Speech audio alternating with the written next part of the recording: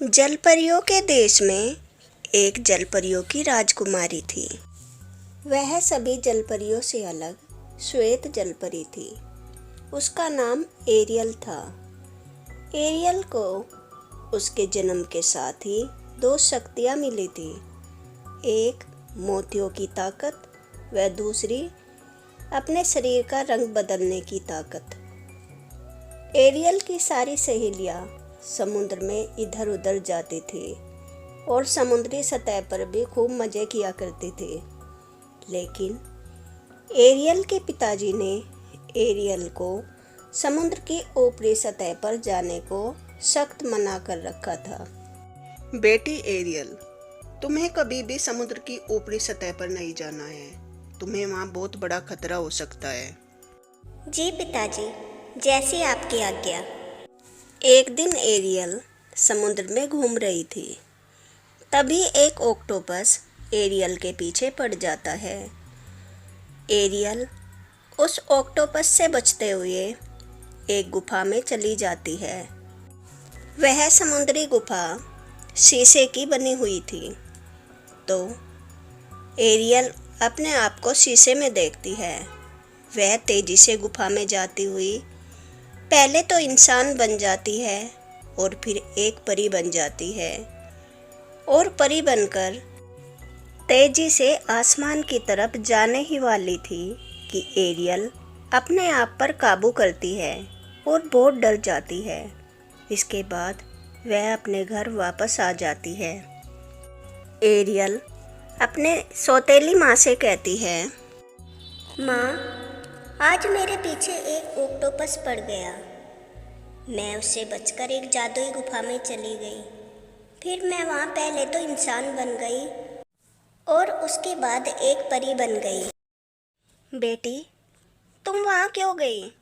इसलिए तो तुम्हें इधर उधर जाने से मना कर रखा है। उस गुफा में कुछ शैतानी शक्तियाँ हैं, इसलिए अब तुम्हें वहाँ कभी भी नहीं जाना है। ठीक है माँ। फिर रानी उसके पिताजी को सारी बातें बताती है। एरियल, तुम्हें मना किया था ना इधर उधर जाने को। अगर तुम किसी मुसीबत में फंस जाती तो। मुझे माफ़ कर दो पिताजी, मेरे पीछे एक ऑक्टोपस पड़ गया था। फिर एरियल अपनी सहेलियों से बात करती है और वे गुफा वाली सारी बातें बताती है। एरियल सुनो, जलपरियों के कदम्ब राज्य में एक सीपी में जादुई मोती बंद है। वह मोती कोई भी इच्छा पूरी कर सकता है। फिर तुम में तो पहले से ही मोतियों की शक्ति है। तुम उसे किसी तरह उस राज्य से ले आओ, तुम्हारी सारी परेशानियां दूर हो जाएगी। परंतु उस राज्य के लोग मुझे पहचान लेंगे और फिर उसके बाद मुझे बंदी बना लेंगे। तुम्हारे पास रंग बदलने की भी तो शक्ति है, तुम किसी की पहचान में नहीं आओगी। ठीक है, मैं कदम्ब राज्य में आज ही जाती हूँ। और जलपरी कदम्ब राज्य की ओर जाती है और चुपके से कदम्ब राज्य में उस स्थान पर जाती है जहाँ वह मोती एक शैल में बंद था। जैसे ही एरियल उस सीपी के पास जाती है, वह खुल जाती है और एरियल वह मोती ले लेती है। जादुई मोती एरियल के पास आते ही उसमें से आवाज़ आती है, एरियल, अगर तुम्हें अपनी माँ से मिलना है तो उसी गुफा में दोबारा जाओ। वहाँ तुम्हें अपने कुछ रहस्यों का पता लगेगा। एरियल वह मोती लेकर अपने घर चली जाती है। माँ, देखो ये जादुई मोती, ये कह रहा है अगर तुम्हें अपनी माँ से मिलना है तो दोबारा उसी गुफा में जाओ। नहीं एरियल, तुम दोबारा वहाँ कभी नहीं जाओगी। वहाँ तुम्हारी जान को खतरा है और इस मोती में तो शैतानी शक्तियों का वास है। तुम इसे मुझे दे दो, मैं अपनी तंत्र विद्या से इस मोती के अंदर से शैतानी शक्तियों को निकाल दूंगी। परंतु माँ, मैं ये जानना चाहती हूँ, मेरी माँ को क्या हुआ था? मैं उनके बारे में सब कुछ जानना चाहती हूँ। एरियल, मैं तुम्हें बताना नहीं चाहती थी, लेकिन जब तुम पूछ रही हो तो मैं तुम्हें बताती हूँ। तुम्हारी माँ एक चरित्रहीन औरत थी, इसलिए तुम्हारे पिताजी ने उसे राज्य से निकाल दिया था। कुछ समय बाद एरियल की सौतेली माँ उस मोती को बदलकर उसके जैसा ही एक दूसरा मोती एरियल को दे देती है। जादुई मोती, मेरी माँ के बारे में बताओ, वह कहाँ है? मैं उनसे मिलना चाहती हूँ। लेकिन जादुई मोती कुछ बोलता नहीं हूँ। क्या हुआ जादुई मोती को? ये बोल क्यों नहीं रहा है? एरियल अपनी माँ के कमरे के बाहर से गुजर रही थी। तभी उसे उसकी सौतेली माँ मोती से बात करती हुई नजर आती है। वह समझ जाती है कि उसकी माँ ने उसे मोती बदलकर दे दिया है। फिर वह अपनी माँ को बाहर बुलाती है। माँ, पिताजी आपको बुला रहे हैं। जैसे ही रानी वहाँ से जाती है, वह दोबारा वह मोती बदल देती है और उसे लेकर वहाँ से भाग जाती है। मेरे जादुई मोती, मुझे बताओ, मेरी माँ कहाँ है? मुझे उनसे एक बार ज़रूर मिलना है। अगर तुम्हें अपनी माँ से मिलना है तो दोबारा उसी गुफा में जाओ। एरियल वह मोती लेकर उसी गुफा में जाती है। गुफा में प्रवेश करते ही एरियल पहले तो इंसानी रूप में आती है और फिर परी बन जाती है और एक पोर्टल से बाहर निकलकर परीलोक में चली जाती है। वहाँ सब जगह परियां ही परियां थी।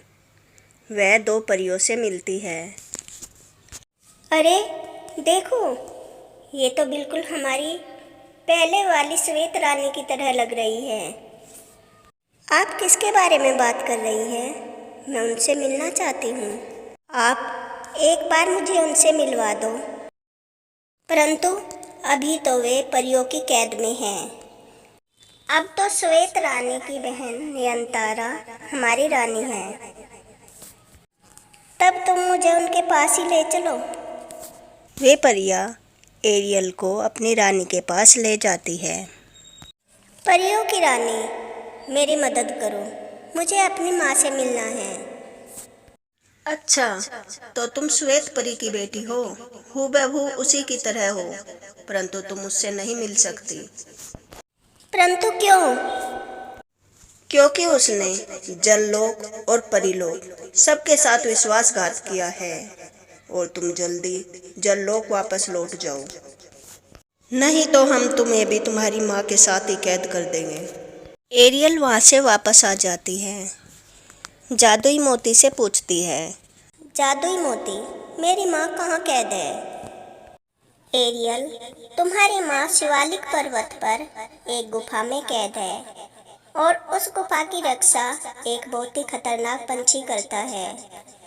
एरियल जादुई मोती की शक्ति से उसी गुफा में जाती है। जादुई मोती से उस पंछी से बचकर अपनी माँ से मिलती है और उसे उस कैद से मुक्त करवाती है। माँ, आपके साथ क्या हुआ? आपको यहाँ किसने कैद किया है? मैं ये सब जानना चाहती हूँ। मेरी बेटी, मेरी प्यारी बेटी, मैंने आज तुम्हें कितने दिनों बाद देखा। मैं तुम्हें सब कुछ बताती हूँ। मैं एक परी थी और तुम्हारे पिताजी जल पुरुष थे। हम दोनों एक दूसरे को पसंद करते थे और हम दोनों ने शादी कर ली थी। मैं परीलोक की तो पहले से ही रानी थी, फिर मैं जललोक की भी रानी बन गई। इससे तुम्हारी सौतेली माँ और मेरी बहन नयनतारा ने मिलकर मेरे खिलाफ साजिश की। तुम्हारी सौतेली माँ और मेरी बहन ने मिलकर तुम्हारे पिता से कहा कि मैं चरित्रहीन हूँ। वे दोनों इसकी साक्षी है। उन्होंने मुझे जललोक से निकाल दिया और तुम्हारी सौतेली माँ ने तुम्हारे पिताजी से शादी कर ली और वह जललोक की रानी बन गई। और मासी, जब मैं परीलोक वापस आई तो नयनतारा ने कहा, मैं देशद्रोही हूँ। मैंने एक जल पुरुष से शादी की है और यह परीलोक के खिलाफ है। उसके पास कुछ शैतानी शक्तियाँ थीं। उसने उन शक्तियों से मुझे जेल में कैद कर दिया। तब से मैं यहीं कैद हूँ। फिर एरियल अपनी माँ को अपने पिताजी के पास ले जाती है और वह दोनों उसे सारी सच्चाई बताती है। उसके पिताजी उसकी सौतेली माँ को कैद में डलवा देते हैं।